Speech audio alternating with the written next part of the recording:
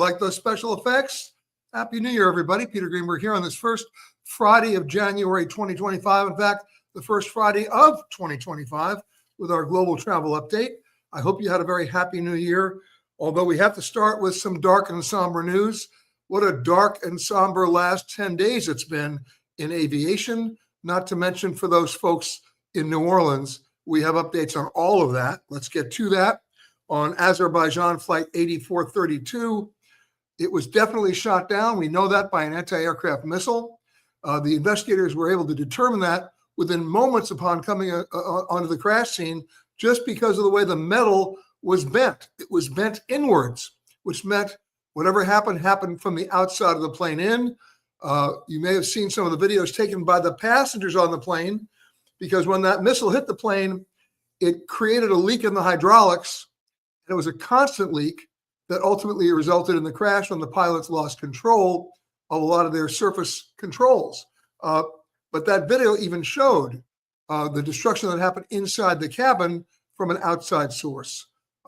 Russia has since basically owned up to it, but it doesn't rule out responsibility here on a much bigger scale. This is not the first time, as you know, with MH Flight 17 that was shot down over the Ukraine by the Russians as well. It is a sad statement right now that in the year, and I'll take this back, in the last 6 years, more passengers have been killed by missiles than by anything to do with traditional air safety. What a sad statement. And what does that mean in terms of airline operations and how it affects you? It means that a lot of the airspace right now is essentially closed. And when it's closed airspace, airlines have to go around it. It's a bigger fuel burn. It's a longer flight. And in many cases, it exceeds some of the range of the planes themselves, forcing the planes to make additional unscheduled stops. We're seeing that certainly over Eastern Europe right now. We're seeing it over Iran. We're seeing it over the Middle East. We're seeing it in parts of Asia as well. And those areas get expanded as the security perimeter increases. And 2025 does not hold good news for those security perimeters, because the infighting and the fighting is still going on. But that was Azerbaijan Flight 8432. Far more problematic is Jeju Flight 2216 that just a few days ago crash landed, if you will, in southern Korea on a flight from Bangkok. There's a lot of visual evidence to at least allow the presumption that the plane was hit by birds. There is even one piece of video that shows the right engine having a compressor stall, which could have easily been caused by the birds. What we don't know are so many things that have investigators puzzled, and me as well, because planes were designed to fly on one engine and certainly land on one engine. It happens more than you think, number one. Number two, would a bird strike result in the inability of the aircraft to lower its landing gear? And the answer to that is no, because even if something hydraulic was affected, there's a manual override. The pilots could actually open up a hatch in the cockpit and manually crank the wheels down. So I have no idea why the slats were not extended, why the flaps weren't deployed, why the speed wasn't slowed, and why he did a wheels up landing. And then, of course, we have the design flaw in the airport, where they put the localizer antenna, which, by the way, was properly placed at the end of the runway to allow pilots to line up with the center line of the runway. You'll find that at every airport. But how was it placed? Inside a concrete bunker. These localizer antennas are made to break away in the event of an impact. A concrete bunker with a plane landing 40 to 50 knots faster than a normal landing. We all saw what happened. As a result, it's impeding the investigation because the damage was so severe to the aircraft, it basically was obliterated, with the exception of the small part of the tail section, and that's where the only two survivors were located, two crew members sitting way in the back of the plane. The key here is to get the CVR, the cockpit voice recorder. All we know is that the pilots were informed of a possible birds in the area. They did radio that they had been hit by birds, and then there was a mayday. That's all we know. We don't know what else was discussed in the cockpit, because the CVR, I mean, this impact was so severe, the CVR was damaged. and it may have to go back. In fact, it may already be en route to the NTSB lab in Washington, where they are, perfectly prepared to be able to analyze it. They have the equipment there, but we don't know the extent of the damage of the CVR. Now, there's another data recorder called the FDR, the flight data recorder, that's located in the tail, and that's almost always recovered in cases like this. And in fact, no exception here, it was recovered. And that gives investigators information and data about engine performance, wind, speed, temperature, angle of attack, all sorts of other things that get constantly recorded during a flight. So we can find out pretty fast whether both engines were operating at optimal RPMs at the time of the impact or at the time that he came down wheels up. But right now, we don't know why he was wheels up, and we don't know why he had to land so quickly and so fast.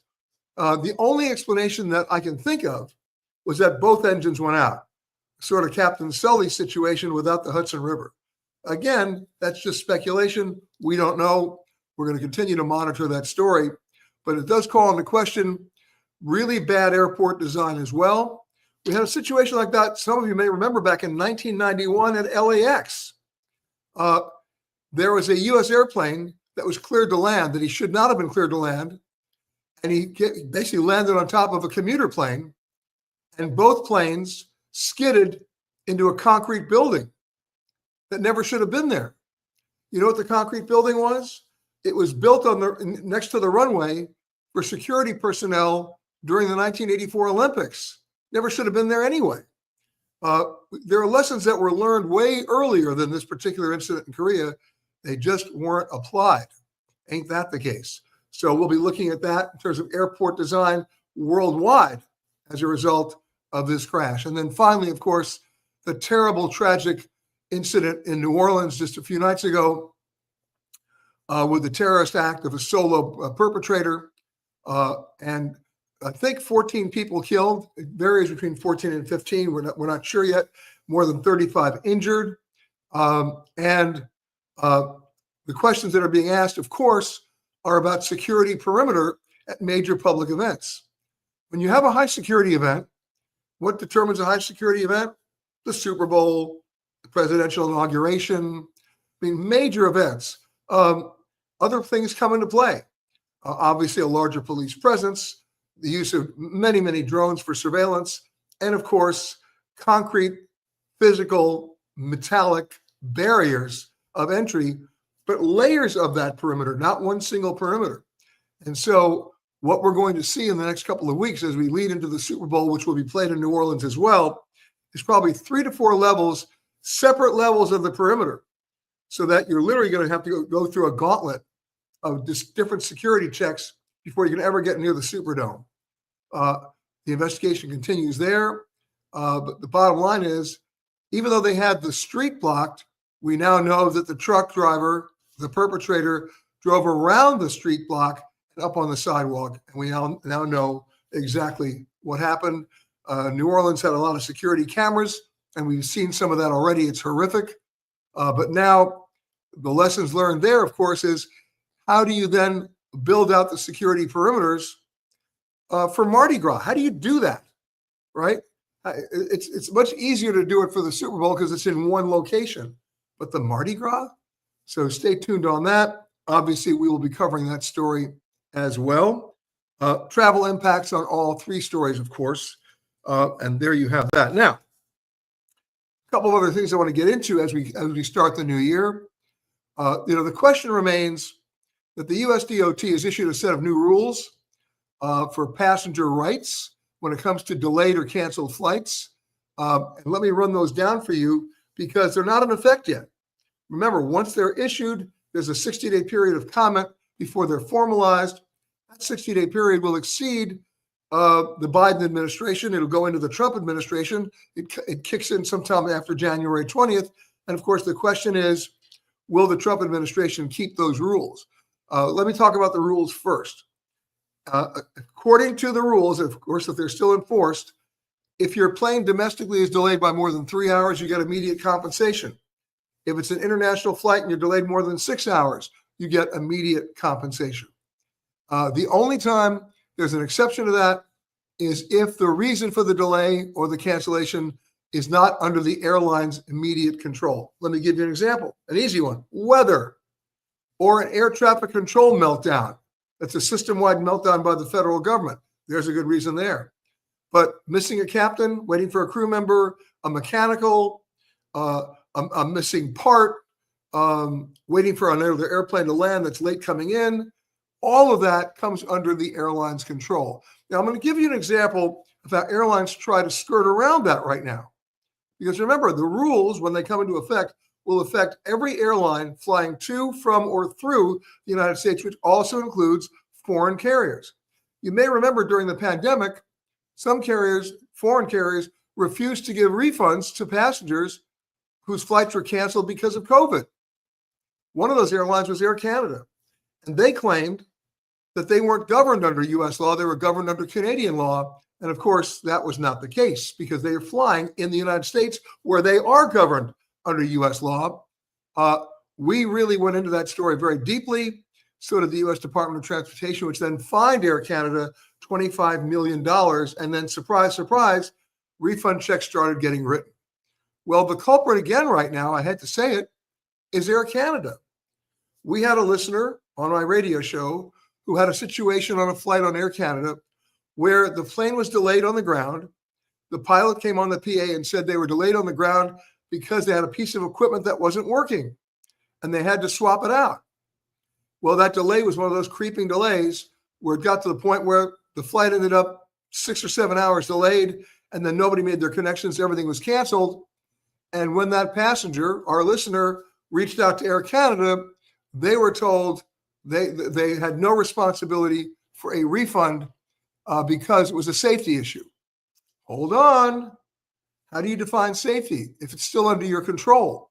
If you're missing a captain, that's also a safety issue, but it's under your control. If the flight attendant it doesn't make the flight or is misconnecting, that's under the airline's control. If you're waiting for another incoming plane to land, that's under the airline's control. Because if you just use the umbrella that it's a safety issue, hey, the captain could be picking his nose and it's a safety issue. I mean, I've seen some pretty bad nose picking. You know what I'm saying? So we're waiting with anxious breath that the US DOT rules on delays and cancellations does kick in, because just like the refund issue that happened during COVID, it will apply to every single airline that flies to, from, or through the United States. Speaking of the DOT, something just happened about 2 hours ago in the waning days of the Biden administration and US DOT Secretary Pete Buttigieg. For the first time in the history of the DOT, they have fined an airline, and I'm loving this story. They have fined an airline for operating chronically delayed flights. That's right, chronically delayed flights. Now, you may not know this, but you have access to this information. Every month, the US DOT publishes an on-time performance report on every flight, on every airline, and you can actually see, right? Sometimes it's actually displayed on certain websites, but you can actually see which of their flights is always late, right? In the old days, TWA had a flight from New York to LA. It was supposed to leave at 7 o'clock at night, get to LA about 9:45 p.m. Pacific time, and it was flight 849. And it was a joke in the industry. Everybody knew that flight not as flight 849 on TWA, but flight late 49, because they always held that flight in New York for incoming flights from Europe that were never on time to begin with. So if you're ever taking that flight, bring a copy of War and Peace, because you read the whole book while you were waiting for that plane to take off. Well, this time, the DOT decided to enforce the rules. And they fined JetBlue about 2 hours ago $2 million for operating chronically delayed flights. Let me give you some examples. The DOT found that JetBlue operated 4 chronically delayed flights at least 145 times between June of 22 and November of 23. That's the same flight. By the way, it was from JFK to Raleigh-Durham, if you want to know. But that's just one of them. And the DOT, this $2 million fine, you'll be happy to know, doesn't just go to the government. It's split. $1 million goes to passengers who were affected by the delays. Yay. The other $1 million goes to the Treasury. Now, this is just the beginning of the DOT investigations because there are other airlines that are guilty of this as well, like the old days of TWA late 49. What's interesting is that the DOT emphasized in this fine that its rules prohibit airlines for what? Listen to this, promising unrealistic schedules that do not reflect actual flight departure and arrival times. Well, duh, I've been talking about this on our global travel update for 2 years now, right? That's when you go to make a reservation online and you see a 33-minute connect time between flights. That's published by the airline. Would you call that unrealistic? I'd call it delusional. And if you agree to that schedule, then you're delusional. But now there's some consequences here, financial consequences for continuing to publish unrealistic flight schedules, right? Okay, keep on going here. Listen to this. A flight is considered chronically delayed if it is flown at least 10 times per month and arrives more than 30 minutes late more than half the time. I'm going to have a field day with this. I'm going to go through all my airline schedules, and I can point out probably 50 of those flights on different airlines. So now the gauntlet's been thrown down by the DOT. It's sort of like Pete Buttigieg's swan song, since he'll be leaving office in about 17 days. But, by the way, in case you're interested, JetBlue ranked 9th out of 10 airlines in this country for on-time arrivals between January of 24 and last September. And you know what?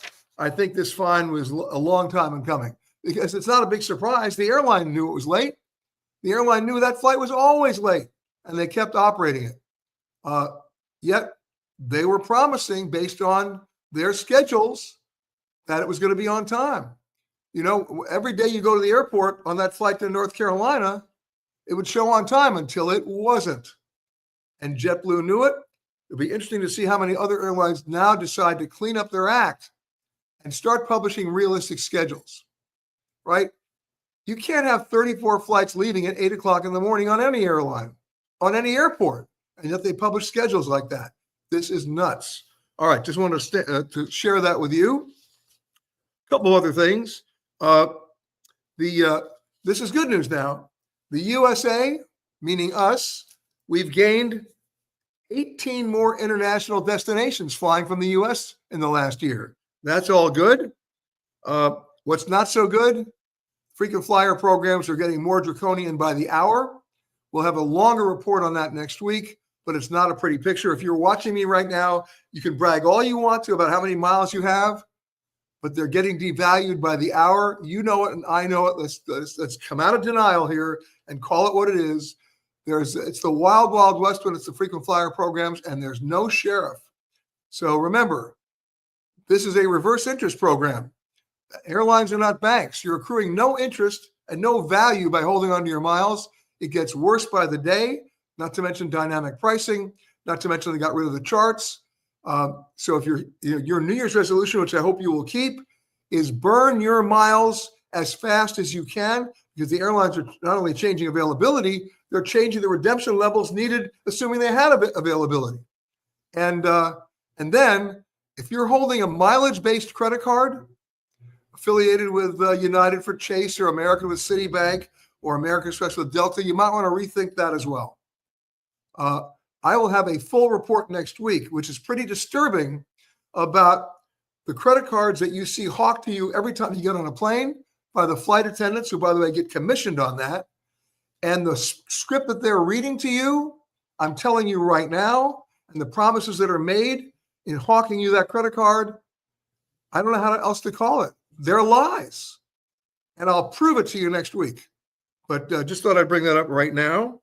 By the way, we'll link to this. If you watch our website or you watch Travel Detective, we just did a report that you can actually watch where we went inside the massive MSC World Europa cruise ship in Europe that we sailed on, to show you about sustainable tourism and responsible tourism and how they deal with waste, how they deal with water, how they deal with gray water, black water, how they deal with glass, plastic, metal.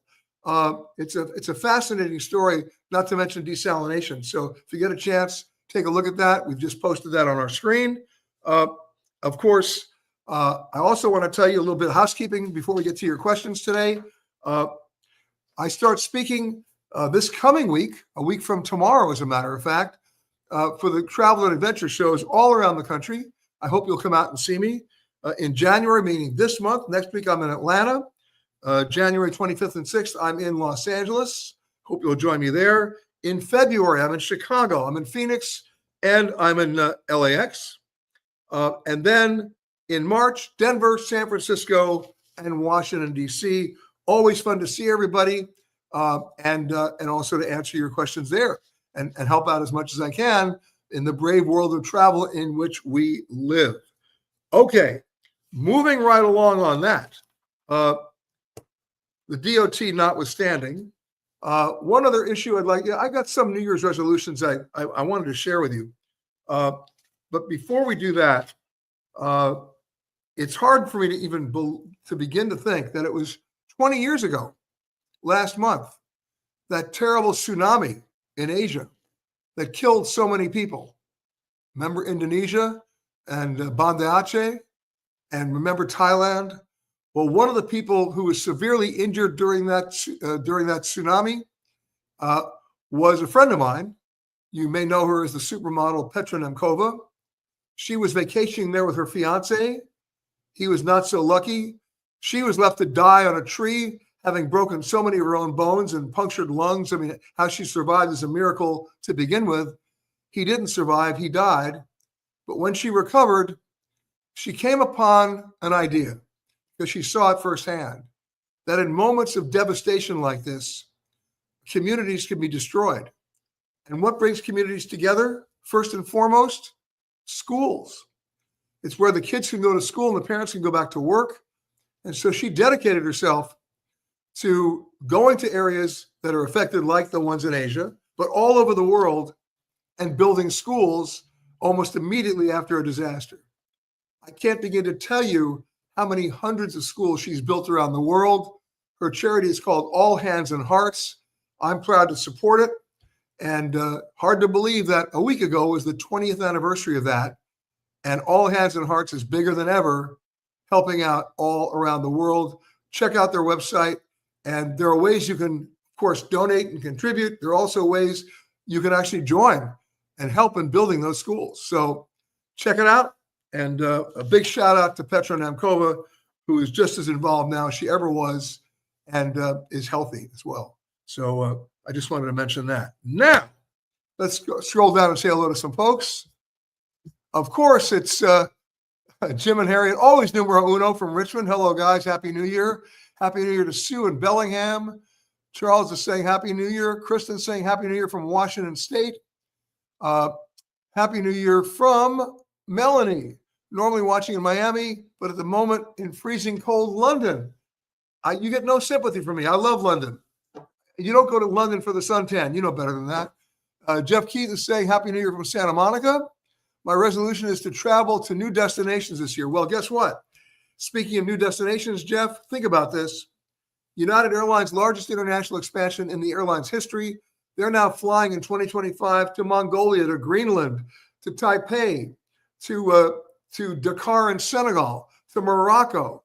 These are all flights that were never on the United schedule, and were never on any U.S. airline schedule unless you go way, way back, maybe Dakar on the old Pan Am Round the World deals, but that's more than 34 years ago. So all good news, and you're seeing additional routes being planned by American Airlines out of Charlotte, by Delta out of Atlanta, going to different secondary and tertiary cities in Europe nonstop. Very cool. This is the year where we can actually explore the world without having to go always through London, Paris, or Madrid. So that's all good news. Let's keep going.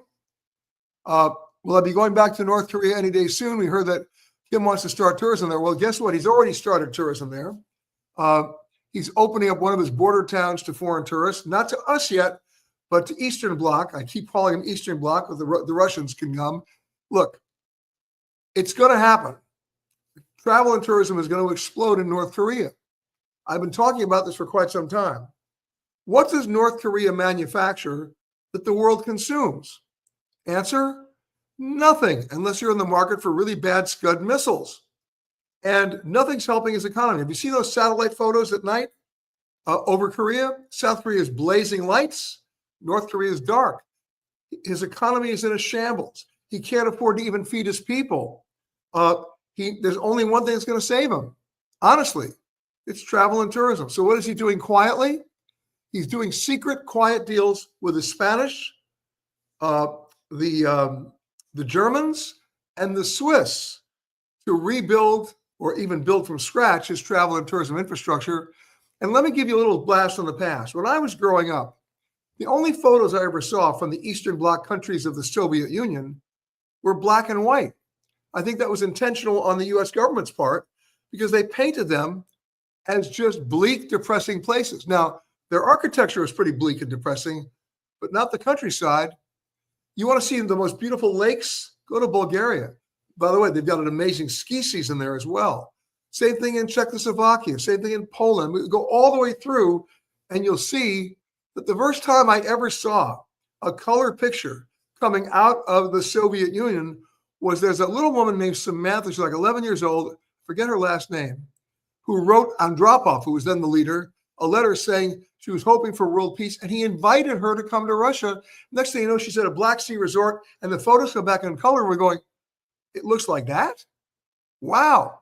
Well, same thing applies to North Korea. When was the last time you saw a great color picture of anything in North Korea other than military parades? The answer, probably never. They've got an amazing coastline. They've got amazing mountains and rivers and lakes. Guess what? He's not dumb. He's going to build that infrastructure, and within the next 3 years, it will open. I've been twice already, but of course, when you go, as I went, you're under serious supervision by North Korean minders, and they only let you see what they want you to see. But I've been there twice. I'm looking forward to going back because that's what's going to open the door. It's what's going to change everything, not just his economy, but the structure of the government. So stand by on that. Okay. Colleen says, what are my favorite books of all time, travel related or otherwise? I'll give you one. And they just decided to reprint it. It's an amazing book. It's by Somerset Maugham, but it's not the book you think. He kept a notebook everywhere he traveled, and he jotted down notes and observations, and some of them not more than a paragraph or a sentence, some that ran for pages, about everything he saw and every one he saw all around the world. And it turned into a book. I heartily recommend it. It's called A Writer's Notebook.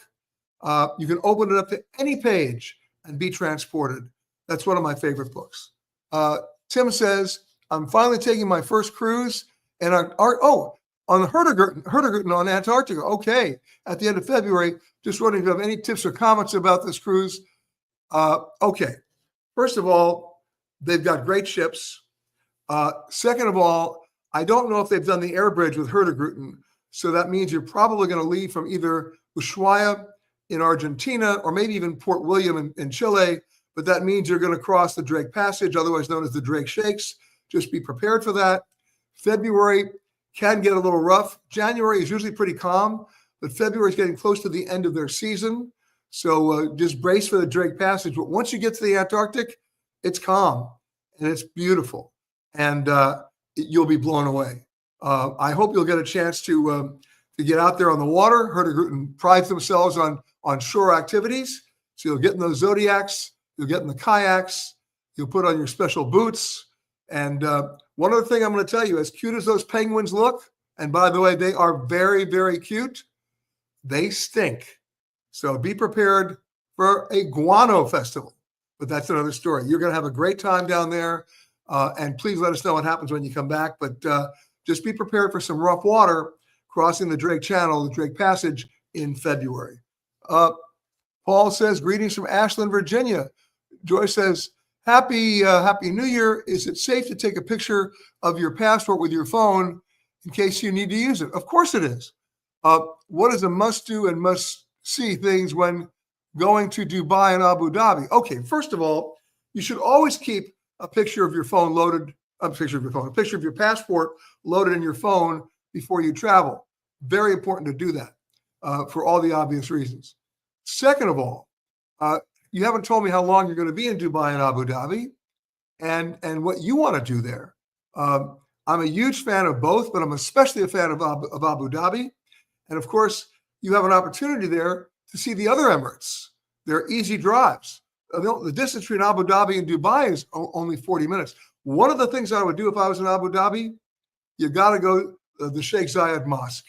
It is overwhelming. You will be blown away by that. But then if you get to Ras Al Khaimah, which you can even take a seaplane to from Abu Dhabi, you will be pleasantly surprised. It's the development there has been amazing. I happen to think Abu Dhabi has done a better job than Dubai. They've learned from the mistakes of Dubai in terms of overdevelopment, but you're going to have a great time. Let me know the answers about how long you're going to be there and what you want to do, and I'll try to help you some more. Okay, moving right along. Adventure tours and locations, any recommendations for 2025? Can you be any more general? Get specific, okay, and I'll try to help you. Okay, Michelle says those regulations won't go into effect. You're talking about the DOT passenger rights. What makes you so sure, Michelle? You know, if you want to get the Republicans together with the Democrats, you know what brings us together? We're all pissed off at bad airline behavior. We're all pissed off when we're not treated well as passengers. Did you see the Senate hearings 2 weeks ago where you had Blumenfeld of Connecticut and Josh Hawley of Missouri? You couldn't have two more diametrically opposed political senators coming together on what? Nailing Spirit Airlines for giving their gate agents $10 bonuses every time they made you check a bag and pay for it. And by the way, how much did they pay out in bonuses in 2023? $29 million. That's a lot of checked bags, a lot of revenue. A lot of those bags didn't need to be checked, by the way. They did fit into the sizers. We've done those stories. But back to your point, I think those regulations will stay in effect because, you know what? Bad behavior transcends politics, especially when it affects everybody in Congress. They all travel. I think they'll stay. That's me. I mean, I hope they'll stay, but I'm pretty sure they will. Okay. Patrick says we have tickets for the Travel and Adventure Show. All right. Well, I'll be there definitely on the 22nd of February, Patrick. So I hope I see you there. Tayo saying, considering refundable plane ticket fares are typical $200, $400 more expensive than the regular basic fare tickets, you think it's always worth it to get the refundable fare? I can't give you a specific answer to that. We'd have to go on a route-by-route basis and an airline-by-airline basis. But you know about trip stacking? I'll explain it to you. So many of us have to connect flights, right? So what happens if our first flight is late and we miss the connecting flight and all the other flights are full? We're screwed, right? So a lot of people do this. They call it trip stacking. They'll buy the discount ticket with a connecting flight. Let's say I'm going to, Raleigh-Durham, which stops in Chicago. So that's one ticket I buy on a discounted basis. And then I buy a fully refundable fare on a flight from Chicago to Raleigh-Durham that leaves 3 hours after the original connecting flight. So that if I'm really late and can't make another flight and all the other flights are full, I'm already holding a seat on that other flight and I get to go to Raleigh-Durham. And if I do make my connecting flight, I just refund the ticket. Nothing wrong with that. I mean, that's called beating the airlines at their own game, playing by their rules. But remember, when you go online to make a reservation, the very first fare you see is the one fare you never want to pay. That's basic economy. I said it in 2024. I will repeat it in 2025. Friends, never let friends fly basic economy. You have no rights. You want to breathe, they're going to charge you. And not only that, you know what? No seat assignment. Sometimes they won't even let you bring on a carry-on bag. It's draconian. But for $30 more per leg, you can get just a main cabin ticket that'll give you seat selection and rights, and you're on your way. Now, if you're worried about losing your money, remember, at least in the United States, we no longer have those terrible ticket change fees. Those went out during the pandemic nearly 5 years ago. So what we have now is you get a credit, good for a year. You better use it, otherwise it's a draconian gift card. And keep in mind one other thing. When does the clock start ticking on your credit? So let's say I book a ticket now for 5 months from now, and all of a sudden I can't use the flight, I cancel, and I get a credit. Let's say it's for $400. Well, that credit goes back to when I bought the ticket on certain airlines. So I'm not getting a year, I'm getting maybe 6 months. American Airlines will do it based on the actual date of the ticket that you purchased, meaning the flight date. So you better check that out before you accept the voucher or the credit. But other than my trip stacking idea of a refundable ticket, I'm not a big fan of spending that extra money. And hopefully you won't have to do it either. Okay. Don says, traveling to London early February. Any additional information on the ETA procedure? Yes, I should have mentioned that. Starting this coming Wednesday, January 8th, if you're flying to the United Kingdom, you're going to have an electronic visa. You'll have to go online. It'll cost you about $13, 10 British pounds. And you got to do it at least 72 hours before you want to go anywhere, because it takes about 3 days to process. And that's at this time of the year. God knows what's going to be in June, July, and August. But right now it takes 72 hours minimum for them to process that. And you have to sign on for it before you ever get your airline ticket, because when you get your airline ticket, it's going to ask you for that electronic visa number. And in April, the rest of the European Union, remember, the United Kingdom's out of there because of Brexit, but the other 26 countries of the EU, they'll kick in their ETA, their electronic travel authorization, in April, and that'll run you about $10. Again, you've got to do it before you ever book your ticket, and you got to do it at least 72 hours in advance, so you actually have that information to put on your reservation when you do book your ticket. Okay? All right. Cheers from Tucson to Camilla. Lisa says, thank you. Oh, you're welcome, and Happy New Year. Scott's saying, sailing on Celebrity Equinox tomorrow to get away from the cold weather in Florida. Yeah, Florida's having a little bit of a cold spell now. You know what that means? You have to wear a sweater. Oh my goodness, how many people in Florida are going to come down with pneumonia because the temperature dropped below 60? Oh, I'm so sorry. Okay, have fun on the cruise. All right. Roy says, that's why I used all my United points and booked my South Africa trip in August. Already booked upper class from JFK.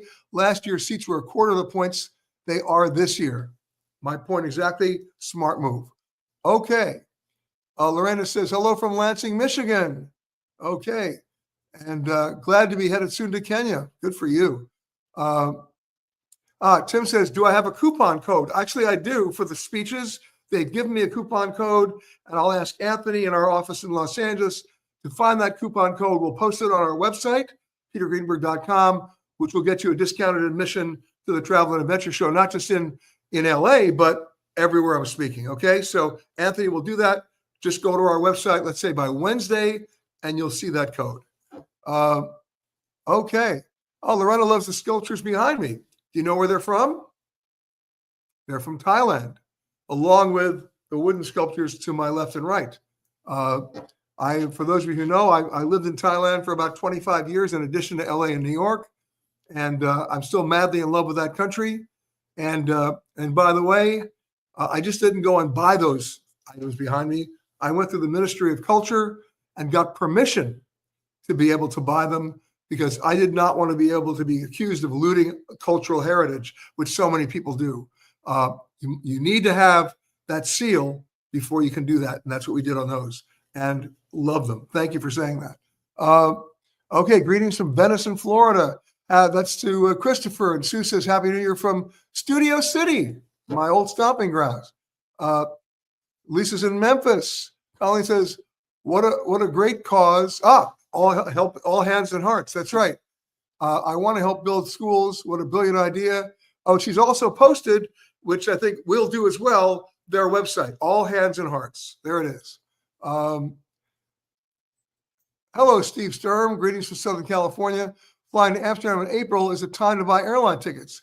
Well, when in April? You got to be careful about Easter, and you got to watch out that you don't coincide with that, because that can get a little dicey. But April is usually not too busy a month in April. Amsterdam is not usually too busy in April, but again, double check that it doesn't hit Easter. Okay, Paul says, return from an early December trip to Prague. Wonderful trip. It has changed a lot since I was last there 30 years ago. Yeah, but what hasn't changed is the architecture. What hasn't changed are the streets. Imagine a city that was spared the bombing by the Allies in World War II. It's remarkably preserved. The only thing that drives me nuts about Prague is, and maybe you have the same experience, is that if you're in the center of town, you can't walk more than 100 feet without seeing another Starbucks or another candy store. I don't have a problem with the candy store, but my wife does not allow me to go in there unescorted. So it's very frustrating. But forgetting those two things, what an amazing city. Just an amazing city. Jesse's saying Happy New Year from Tanzania. Right back at you. Our good friend Bruce Siegel, wearing the pink shirt I know you are, from the Colony Hotel in Palm Beach, Florida. Happy New Year, sir. Tim is saying, yep. Tim says he's going to be doing the Drake. Well, then you'll be doing the Drake Shake. I want a full report when you come back, Tim.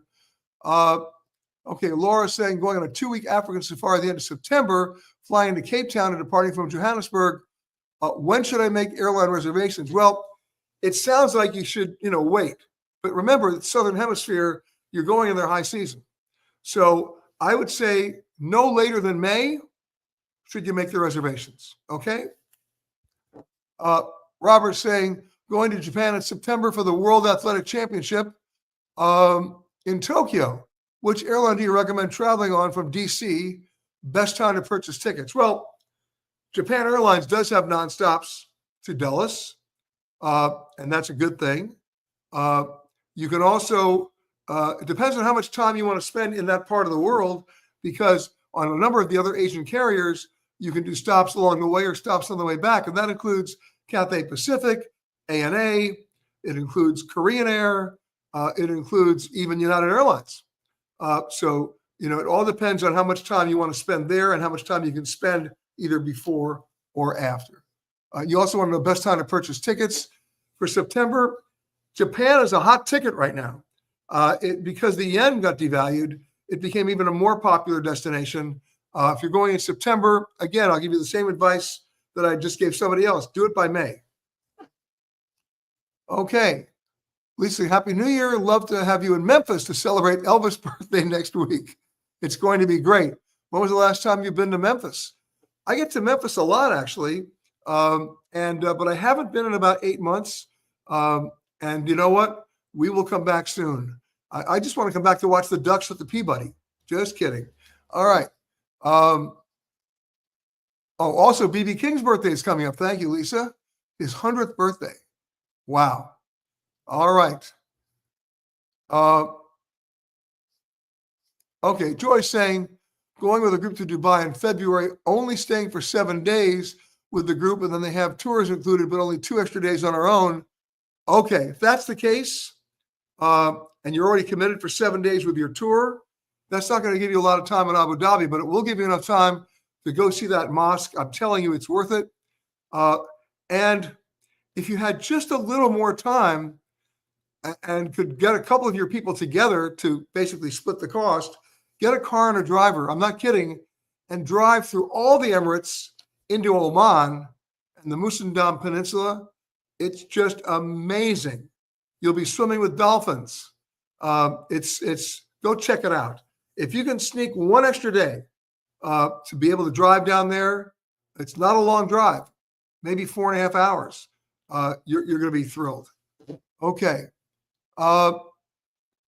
Okay, tips on Montreal for February from Alexandra. Okay, well, believe it or not, we just did a special on Montreal, which I'll ask Anthony to post on our website.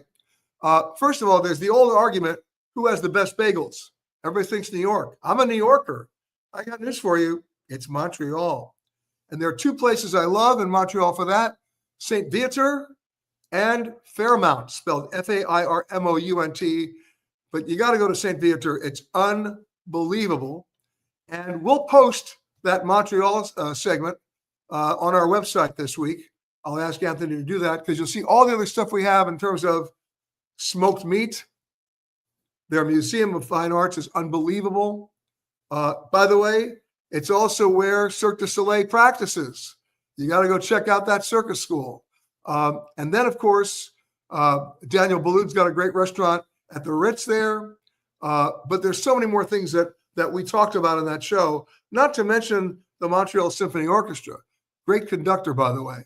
So check out our Montreal tips on that special, and I hope you have a great time. And by the way, dress warmly, but who cares? You'll own it. Happy New Year from Patricia. Sorry about that. Always a wealth of information. Yes, we're wearing sweaters and socks in Florida. Oh, bundle up, baby. All right. Cheers from Florida, from Carol Ann. Tim wants to know, how many languages do I speak? I speak enough Spanish to get me deported. I speak a little French, and I speak a little Thai. Oh, and thanks to my wife, I speak Turkish a little bit. I know all the important words in Turkish. If any of you speak Turkish, then you know what bibem, aşkım, cenim, şerbetim, gözüm nuru mean. And now you know why I have a happy wife, because I speak those words to her every single day. All right. Stephen just said he's going the first week in April. Then you know what? You want to buy those tickets now. I think that was your question. I hope it was. Okay. Here we go. Paul says, agree about Starbucks in Prague. They even have one right outside the cathedral. I know, I passed it. It's crazy. They're overexposed, Starbucks in Prague. No doubt about it. Happy New Year, Scott from Chicago. Will I be doing the meet and greets at the Travel and Adventure Show? Yes, I will. I'm speaking, let me see, I'll give you the dates before. I'll give them to you again. In Chicago, I'll be there February 1st and 2nd. I'll be speaking both those days and also hanging out afterwards to do the meet and greet and talk to everybody. So I'll see you there. Laura's saying, Happy New Year. Is there anywhere in the world you have not visited yet and wish to do so? And the answer is, of course there is. If you go by the United Nations count, there are about 196 countries in the world. I've been to 152 of them. So there are 44 I have not been to yet, and I may never get to them based on the logistics of how you get to those small island nations in the South Pacific, among others. So the answer to your question is, I don't have a bucket list. The only bucket list I have is every place I haven't been, right? And I'll maybe get there and I maybe won't. But you know what? I'm not complaining, because I've been to 152 more places than most Americans, because only 37% of Americans even have a passport. How stupid is that? That's your New Year's resolution, everybody. Get a passport and get the big 52-pager one, not the 28-pager one. And then that is truly your calling card to the world. It's the best investment you'll ever make. It's good for 10 years. What is it, $150? What is that, $15 a year? Can you do it? Of course you can. That's one less Starbucks. So there you go. Okay. Linda's saying, going to Paris May 10th and 19th on Turkish Air with a 5-day stop in Istanbul. When should I book the air? Do it now. Do it now. And then we'll talk about what you're going to do in Istanbul. Chris says, I have a friend joining a tour in Israel end of February. I wouldn't recommend it with all the unrest. What is your opinion? No, I'd go tomorrow. I would go tomorrow. Whether you approve of the response of Israel to the October 7th issue, not just in Gaza, but in Lebanon, not just with Hamas, but with Hezbollah. We won't get into politics, but they have effectively neutralized Hezbollah's opportunity to launch more missiles. The Israeli intelligence was amazing in pinpointing their location, and I would go tomorrow. I must tell you, I've never been afraid for my safety in all the years I've gone to Israel, or anywhere else in the Middle East for that matter. The only possibility of that would be Syria, and that's going to start to open up soon, we hope. But other than that, I've been to Egypt and Lebanon and Israel, of course, and Jordan, one of the greatest locations. So you'll be okay. All right.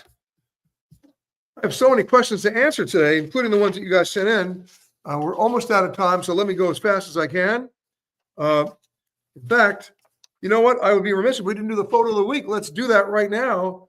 And Theodora Relos is the one, or Reyes. She says, this is the former of the former guild halls at the Grand Place in Brussels. Of course, lit for Christmas. You know what? You gotta love it. That's your Christmas card for next year. You didn't know that yet, did you? But it is. Thank you, Theodora. And if you think you've got a photo that qualifies as the photo of the week, then you know what to do. Photo contest at petergreenberg.com. And if we agree with you, then it goes right up there next to Theodora's. Thank you again for sending that in. Okay. Sarah says, what do I think will be the most overcrowded and over-touristed country in the new year? Will it be Italy, Spain, or Greece? My guess, Greece. Joel says, is it safe to go to Venezuela? Right now, no. You don't hear me say that a lot. There are only 4 or 5 places in the world that I wouldn't go. And those are the places where no one's in control. Venezuela, even though Maduro's in control, the street crime is pretty wild. I would not go right now. Okay, Lily says, over the holidays, I was asked an interesting question about a place I have traveled that fell short of expectation. Is there a place you traveled that has fallen short? Oh, tons. In fact, I did a book on it. You can go get it on Amazon. In fact, it's the one guidebook that's never been done before. It's called Don't Go There. It was my guide to the must-miss places in the world, the places you absolutely want to avoid. I think you'll find it helpful. Okay. All right. Sam says, I got offered a 90,000 bonus miles credit card from United. Is this the typical amount these days? It depends on the actual annual fee of the credit card and what the other perks are. But if you heard me talk about earlier, I am not a fan of getting any credit card that's linked to a particular airline's mileage program, and I'll run those numbers for you next week. George says, and I totally agree with you, George, what is the point of having a seat recline these days? It doesn't go back that far. It ends up being such a point of annoyance more than anything. It's a joke. It's ornamental. That little button on your armrest, stop pushing it. Your seat's going nowhere. It's even worse in coach. I'm talking about even the first class seats on a 737. Are you kidding me? I mean, it's a joke. One of the things we want the FAA to do is the thing the FAA has still refused to do is to come up with a standardized measurement and requirement for safe airline aircraft seating. They've been asked to do it by Congress. They ignored them. They slow walked it. We need somebody at the FAA to get a pair of you know what and do it, because right now, not to mention just your comfort in reclining, it's your safety. That's what matters, and we have to make a change there. Okay. All right, I get so many other questions. I can't deal with them right now because we're out of time. We went long today, but I will try to answer them on our website, and I'll try to answer them on our radio show this week, which reminds me, our radio show this week is coming from a very interesting place, the Magic Castle Hotel in Hollywood, California. So I hope you'll tune in tomorrow from 10 a.m. to 1 p.m. Eastern time. And of course, you can always listen to it live on the stream by going to our website, petergreenberg.com, and hitting the radio icon at about 5 minutes after 10 Eastern time. And we'll have some very fun stuff on that show tomorrow, especially about the history of Hollywood and the history of what this place is located next to, which of course is called the Magic Castle. So I hope you'll join me tomorrow. I'll see you next weekend in Atlanta and the weekend after that in New York, and so on and so forth. Check out our times. I hope to see you at the travel and adventure shows. In the meantime, let's hope and pray for all of those who lost their lives in the last 10 days on the 2 terrible airline accidents and, of course, what happened in New Orleans. Let's hope we learn from all of this and can apply those lessons in the new year and in the years to come. We'll see you next week, everybody. Have a great rest of the week. And, of course, Happy New Year.